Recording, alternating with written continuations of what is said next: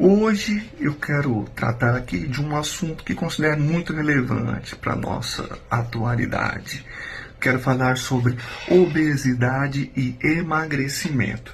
E para falar desse assunto de uma forma o mais honesta possível, eu levantei o que considero 3 pilares essenciais. O primeiro, o ambiente que nós vivemos. Segundo, os hábitos que cultivamos. E terceiro, e principalmente para esse vídeo, os fatores psicológicos que podem nos colocar em ciclos difíceis de romper. Então, se você já fez alguma tentativa de mudança no seu corpo e não obteve resultados sólidos, talvez seja necessário a gente ter um olhar mais profundo sobre a questão. Pilar número 1, o ambiente em que vivemos. O neurocientista David Kessler fez um estudo e escreveu um livro que se chama O Fim da Comilança, no qual ele registrou que a indústria alimentícia criou uma engenharia sofisticada de produzir alimentos ricos em açúcar, sal e gordura, que tem a capacidade de estimular diretamente o sistema de recompensa do nosso cérebro.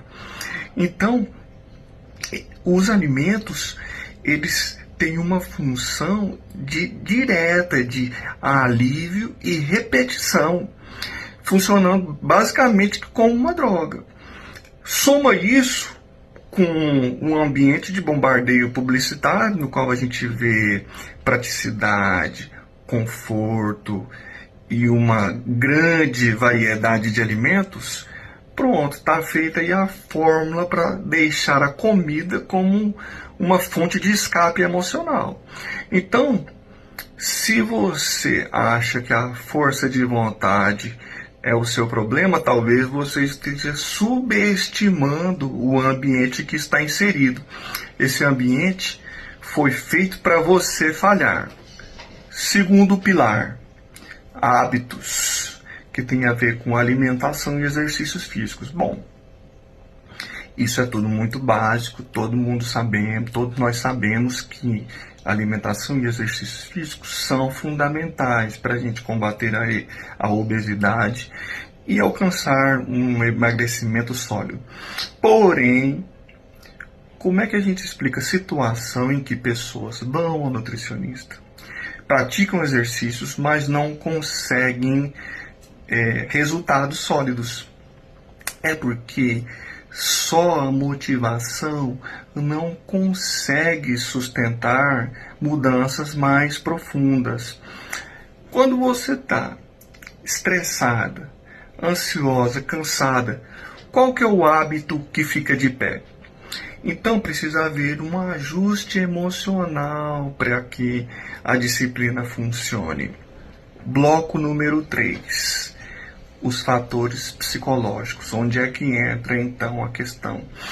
É muito comum em consultórios de psiquiatras, ginecologistas, psicólogos, etc., relatos de pessoas que se utilizam dos alimentos como uma forma de preenchimento, de preencher um vazio. Então, é o seguinte, vou dar um exemplo. Imagina uma pessoa que passou o dia no trabalho, sobre todo tipo de pressão, e chega em casa exausta e mentalmente drenada. O que ela faz? Ela corre para um alimento rico em sal, açúcar e gordura. Ela não está com uma fome real.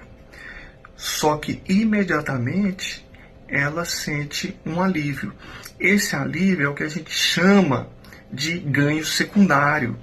É como se o alimento servisse como uma espécie de anestésico emocional. É preciso compreender como funciona esse mecanismo nos seus hábitos para que você possa então romper com esse ciclo de escape emocional por meio dos alimentos.